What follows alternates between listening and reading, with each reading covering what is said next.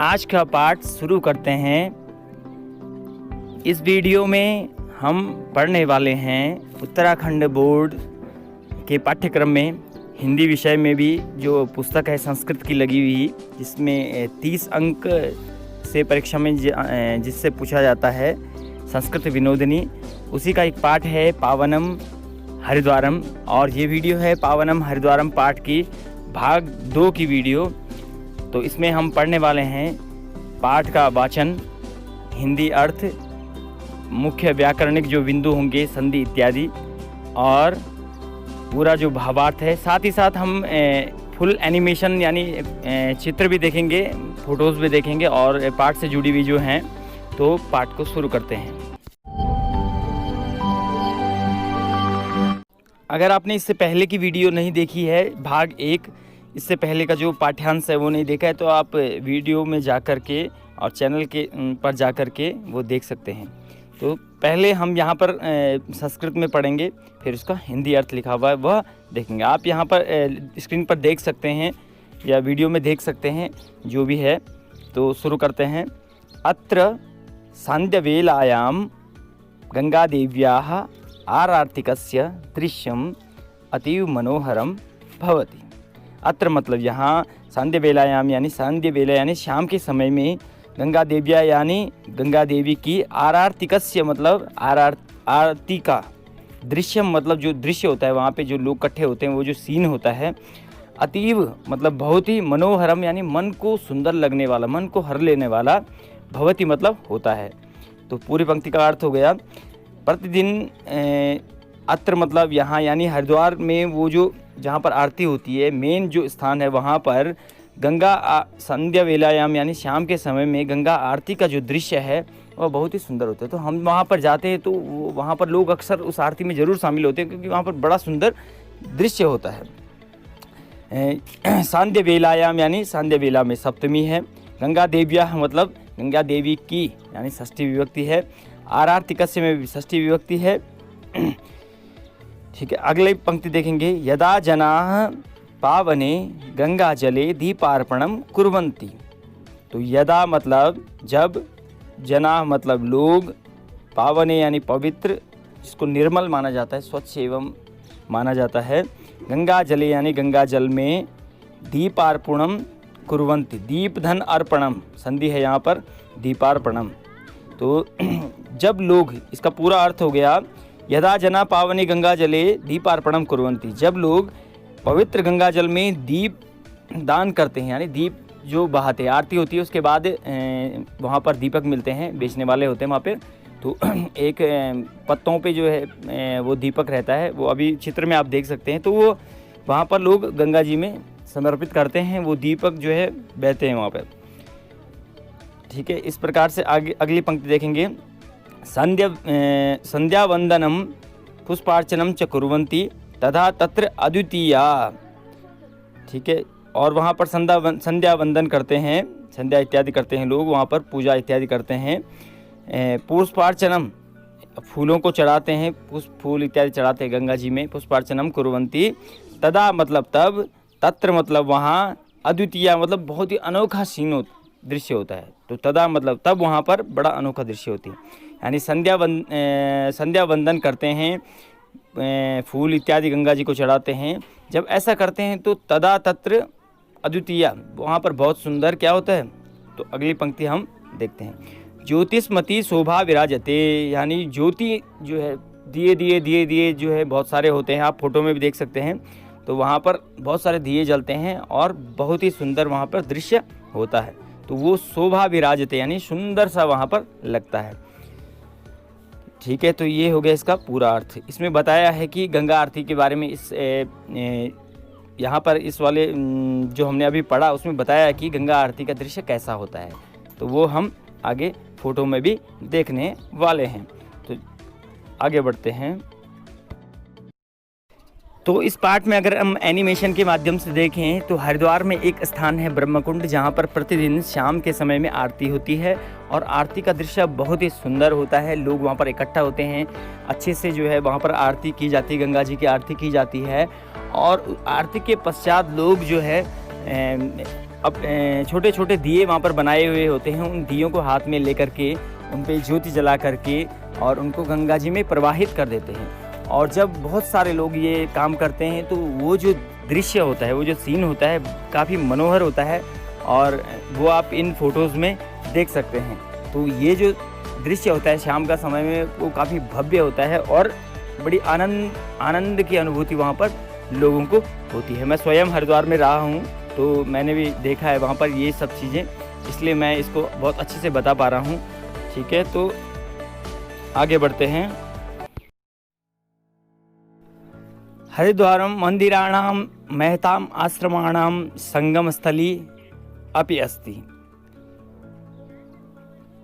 यानी हरिद्वार मंदिराणाम यानी मंदिरों की, महताम आश्रमाणाम यानी बहुत सारे जो बड़े बड़े आश्रम हैं उनकी, संगम स्थल यानी संगम है, वहाँ पर मंदिर भी हैं, आश्रम भी हैं, धार्मिक स्थल भी हैं, ये सारी चीज़ें वहाँ पर, इसलिए यहाँ पर कह दिया है कि संगम स्थली है। संगम मतलब सभी जो है एक साथ में वहाँ पर हैं। संगम कहते हैं जैसे देवप्रयाग में अलकनंदा और गंगा नदी मिल जाती हैं, ऐसे हरिद्वार में भी मंदिर और आश्रम मिले हुए हैं।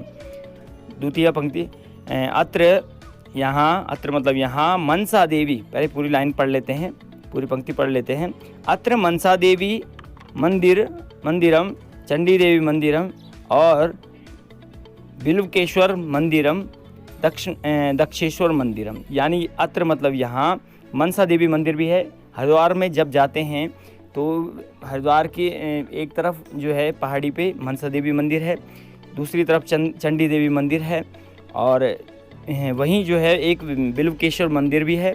और प्राचीन जो मंदिर है दक्षेश्वर मंदिर, जो कि पुराणों में जिसकी कथा आती है, ऐसा दक्षेश्वर मंदिर भी वहाँ पर है। अगली पंक्ति, माया देवी मंदिरम, माया देवी मंदिर जो कि जिसके नाम से हरिद्वार का नाम पड़ा है, मायापुरी। उसके बाद है ब्रह्मकुंड, एक स्थान है वहाँ पर, ब्रह्मकुंडम, कुशाव्रतम इत्यादि अनेकानि पौराणिक स्थलानि सन्ति। कुशाव्रत यानी कुशा घाट भी है वहाँ पे एक। ठीक है, तो इस प्रकार से ये इत्यादि नहीं मतलब इत्यादि, पौराणिक, इत्यादि अनेकानि मतलब अनेक, पौराणिक स्थलानि यानी पौराणिक स्थल हैं, बहुत पुराने जो हैं स्थल हैं, स्थलानि संति हैं, संति मतलब हैं। तो माया देवी, ब्रह्मकुंड, कुशाव्रत यानी कुशा एक घाट भी वहाँ पर, कुशा घाट बोलते हैं इसे, इत्यादि अनेक पौराणिक स्थल यहाँ पर हैं, हरिद्वार में हैं। तो यानी ये जो अभी हमने पढ़ा, इसमें ये बताया गया है कि हरिद्वार में जो पौराणिक मंदिर कौन कौन से हैं और इनके बारे में बताया है। तो आगे हम एनिमेशन में देखने वाले हैं कि वो मंदिर कौन कौन से हैं और काफ़ी रोचक ये वीडियो हो रही है, तो आप ज़रूर इसको पूरा देखें और अंत में सब्सक्राइब अगर आपने नहीं किया है तो वो सब्सक्राइब करें, लाइक करें, शेयर करें। तो देखते हैं एनिमेशन। यानी अभी जो हमने पाठ्यांश पढ़ा उसमें ये बताया गया है कि हरिद्वार में बहुत सारे आश्रम हैं और बहुत सारे मंदिर हैं और यहाँ तक कह दिया कि इनकी संगम स्थली है, यानी संगम है यहाँ पर बहुत सारे मंदिरों के, आश्रमों के, यानी धार्मिक स्थान जो हैं, घाट हैं या छोटे बड़े आश्रम हैं, ये सब एक साथ में तो संगम स्थली है। और मनसा देवी मंदिर, चंडी देवी मंदिर, बिल्वकेश्वर मंदिर, दक्ष प्रजापति का दक्षेश्वर मंदिर, ऐसे ऐसे जो हैं बहुत सारे मंदिर हैं, बड़े बड़े आश्रम भी है और देखने को आते हैं। तो वहाँ पर काफ़ी भीड़ होती है इन मंदिरों में, इन आश्रमों में जो कि हरिद्वार में हैं। और ये सब जो हैं लोग दूर दूर से यहाँ पर आते हैं, बाहर से आते हैं, विदेशों से आते हैं और वहाँ पर जो है गाइड उनको बहुत सारी डिटेल्स बताते हैं। तो ये सब जो है हरिद्वार में है और देखने वाला और काफ़ी रोचक है। अग्रे पठामा, दक्ष प्रजापतेः पौराणिकं राजधानी कनखल नगरी अत्रैव विराजते। इस पंक्ति का अर्थ हुआ दक्ष प्रजापति यानी दक्ष प्रजापति की पौराणिक राजधानी, यानी उस समय की जो राजधानी थी वो इस हरिद्वार में ही कनखल नगरी यानी कनखल नामक स्थान पर उनकी राजधानी थी। दक्ष प्रजापति कौन थे, हम ज़्यादा इसकी कहानी में नहीं जाएंगे क्योंकि सभी ने देखी है कि शिवजी की जो पत्नी थी यानी सती पार्वती, उनके जो पिताजी थे जो कि दक्ष प्रजापति के नाम से प्रसिद्ध थे, तो इनका विवाह हो जाता है शिवजी पार्वती का। तो एक बार यज्ञ करते हैं तो वो शिवजी को, जो उनके दामाद हैं, उनको वो आमंत्रित नहीं करते हैं, और जबकि शिव जी के बिना वो कार्य होना भी नहीं था। तो ऐसा हो जाता है तो जो है वो पार्वती वो क्या करती है, वो यज्ञ कुंड में वो कूद जाती हैं और जल जाती हैं, जिससे कि शिव जी क्रोधित हो जाते हैं। और फिर उनका ही जो स्वरूप है वीरभद्र, और काली का जन्म होता है। वीरभद्र जो है वो वे जो ये दक्ष प्रजापति हैं उनका सिर अलग काट देते हैं और फिर उनके ऊपर बकरे का सिर लगाया जाता है। ऐसी पूरी कथा है। तो ये थे दक्ष प्रजापति, इनकी राजधानी थी कनखल नगर। ठीक है, तो आगे बढ़ते हैं और कहते हैं महाकवि कालिदासः मेघदूत नाम के काव्य उक्तवान। महाकवि कालिदास ने अपने मेघदूत काव्य में कहा है। तो क्या कहा है? महाकवि कालिदास ने अपने मेघदूत नामक काव्य में कहा है। तो देखते हैं क्या कहा है। ये श्लोक इन्होंने यहाँ पर दिया है कि तस्मात् गच्छेर अनुकनखलम शैल राजावतीर्णा, और दूसरी पंक्ति है जन्नो कन्याम ... यानी पूरा श्लोक यहाँ पर नहीं दिया है। तो इसमें वे कहते हैं कि कनखल नगरी की बात यहाँ पर की गई है और कनखल नामक स्थान का यहाँ पर वर्णन किया गया है। जो कनखल स्थान है वो हरिद्वार में है। तो इस श्लोक में इसका वर्णन किया गया है। ये श्लोक पूरा मुझे इंटरनेट पर भी प्राप्त नहीं हुआ, या तो इसमें हम ज़्यादा इसके अर्थ में नहीं जाएंगे। अभी हमने जो पाठ्यांश पढ़ा उसमें हमने जाना कि दक्ष प्रजापति कोई हुए हैं जिनकी पुराणों में जिनकी कथा वर्णित है, और उनकी राजधानी थी कनखल नगर। और कनखल नगर के बारे में महाकवि कालिदास ने अपने मेघदूत नामक जो उन्होंने काव्य लिखा है उसका एक श्लोक भी यहाँ पर दिया हुआ है जिसमें कनखल के बारे में लिखा है। और मैं बता दूं कि कनखल काफ़ी फेमस स्थान है यहाँ पर हरिद्वार का, जो कि ऐतिहासिक है। और वहाँ पर दक्षेश्वर यानी दक्ष प्रजापति का मंदिर है जहाँ पर लोग दर्शन करने के लिए जाते हैं। तो ये था पाठ से संबंधित। अब बढ़ते हैं आगे। पुरा काले दक्ष प्रजापति अत्र विशालम यज्ञम संपादितवान आसीत्। पुरा काले यानी प्राचीन काल में, दक्ष प्रजापति यानी ये दक्ष प्रजापति नामक जो राजा हुए थे। अत्र मतलब यहाँ, विशालम यज्ञम यानी बहुत बड़ा यज्ञ, संपादितवान यानी संपादित किया था, उन्होंने यज्ञ किया था, ये इसका अर्थ हो गया। तो पूरी पंक्ति का अर्थ हो गया प्राचीन काल में दक्ष प्रजापति ने यहाँ पर विशाल यज्ञ किया था। यहाँ पर यानी हरिद्वार में किया था। अग्रे पठामः हरिद्वारम उच्च शिक्षायाः, फिर दूसरी पंक्ति में आ जाएंगे संस्कृत शिक्षायाः, योग शिक्षायाः, आयुर्वेद शिक्षायाः, प्रौद्योगिकी शिक्षायाः चापि केंद्रम अस्ति। अर्थ देखेंगे कि हरिद्वार यानी हरिद्वार, उच्च शिक्षाया यानी 12वीं से ऊपर की जो शिक्षा होती है, यानी ग्रेजुएशन या डिप्लोमा, पीएचडी आदि जो भी है, चाहे वो इंजीनियरिंग की पढ़ाई है, यानी उच्च शिक्षा उसको बोलेंगे, हायर एजुकेशन जिसको बोलते हैं। हायर एजुकेशन संस्कृत शिक्षाया यानी संस्कृत की पढ़ाई के लिए, योग शिक्षाया यानी योग की पढ़ाई के लिए, आयुर्वेद शिक्षाया यानी आयुर्वेद की पढ़ाई के लिए, और प्रौद्योगिकी शिक्षाया यानी टेक्नोलॉजी यानी टेक्निकल जो फील्ड है उसकी पढ़ाई के लिए, चापि केंद्रम अस्ति, इसके भी बहुत सारे केंद्र हैं हरिद्वार में। अगली पंक्ति, अत्र मतलब अत्र गुरुकुल कांगड़ी विश्वविद्यालयः देव संस्कृति विश्वविद्यालयः, यानी यहाँ अत्र मतलब यहाँ गुरुकुल कांगड़ी यानी गुरुकुल कांगड़ी नाम का एक विश्वविद्यालय हरिद्वार में है। देव संस्कृति विश्वविद्यालय यानी देव संस्कृति विश्वविद्यालय हरिद्वार में ही है, जो कि उच्च शिक्षा में बहुत सारे कोर्सेज, ये कॉलेज है वो बहुत सारे कोर्सेज कराते हैं। ये विश्वविद्यालय हैं, यूनिवर्सिटियाँ हैं ये। और उससे आगे देखेंगे हम उत्तराखंड संस्कृत विश्वविद्यालय, यानी उत्तराखंड संस्कृत विश्वविद्यालय भी हरिद्वार में है, जो कि संस्कृत से संबंधित जो भी कोर्स हैं वो करवाते हैं। पतंजलि योगपीठम प्रमुखानि शिक्षण केंद्राणि सन्ति। पतंजलि योगपीठ के नाम से भी एक शिक्षण संस्थान है, जो कि योग का बहुत बड़ा विश्वविद्यालय है और योग से संबंधित वहाँ पर पढ़ाई होती है। तो प्रमुखानि यानी बहुत सारे प्रमुख शिक्षण केंद्राणि यानी शिक्षा के केंद्र हरिद्वार में हैं। तो ये इसका पूरा अर्थ हुआ। तो यहाँ पर ये बताया कि हरिद्वार में उच्च शिक्षा के लिए बड़े बड़े कौन कौन से कॉलेज हैं, क्या क्या पढ़ाई वहाँ पर होती है। तो ये सब बातें यहाँ पर बता दी गई हैं। बढ़ते हैं वीडियो से आगे और देखते हैं वीडियो में से संबंधित कुछ एनिमेशंस या फोटोज़। यानी यहाँ पर हमने जो अभी पढ़ा उसमें ये बताया गया है कि जो दक्ष प्रजापति थे उन्होंने एक बहुत बड़ा यज्ञ किया था, हरिद्वार में ही किया था, ये जो मैंने पहले बता दी है बात।